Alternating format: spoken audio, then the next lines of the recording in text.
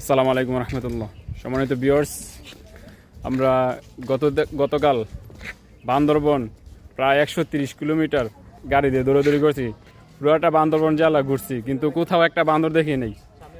এখন কক্সবাজার আসছি, কক্সবাজার এসে দেখি শত শত বান্দর। এই যে দেখেন, এই যে বান্দর। বানর কি খায়? কদম ফুল। ওই যে দেখেন আরো বানর। মানে বিষয়টা একদম পুরাটা উল্টা হয়ে গেছে না? এই যে বানর। বান্দরবন গেছি বান্দর দেখার জন্য, কিন্তু বান্দরবন গিয়ে বানর দেখি নাই।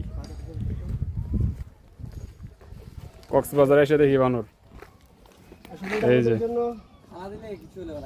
আসলে এটা আমাদের জন্য খুব আরামদায়ক বা একটা সৌন্দর্যময় বান্দরবন। সারাদিন কালকে ঘুরলাম, সারাটা দিন বান্দরের কোনো দেখলাম না, অস্তিত্বই নেই। আমাদের এই কক্সবাজার বঙ্গবন্ধু সাফারি পার্কের ঢুকার আগ মুহূর্তে আমরা অনেকগুলো বান্দর দেখতে পারলাম। আসলে একটু ভয় লাগে, তারপরে আপনাদেরকে ভিডিওতে দেখার জন্য অনেক কষ্ট এবং ভয়টাকে দূর করে ভিডিওগুলো বানাইলাম।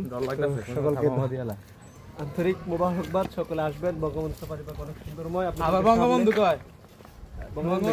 বঙ্গবন্ধু আগে ছিল, কিন্তু এখন হাসিনার ক্ষমতা নাই, যার কারণে বঙ্গবন্ধু সাফারি পার্ক পরিবর্তন করে এখন জুলাই সাফারি পার্ক দেওয়া হয়েছে। তো সকলে আসবেন ইনশাল্লাহ। সামনে আপনাদেরকে ভিডিওর মাধ্যমে সবকিছু দেখানো হবে ইনশাল্লাহ।